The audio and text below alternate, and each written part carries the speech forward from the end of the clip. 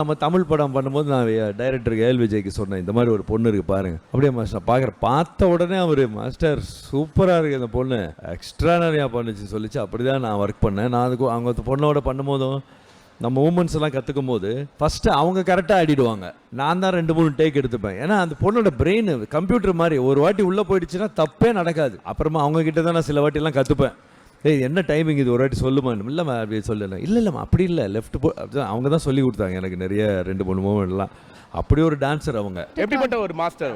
He is a lot calm and he is a lot focused when he works, and I've learned discipline and hard work from him. I've seen him rehearsing a lot, like more than us he practices. So ஆமாம், அவங்களோட match பண்ணணும்ல, அவங்களாம் டக்குன்னு பண்ணுவாங்க. நான் அவங்களோட match பண்ணணுமே, வேறு வழி இல்லை.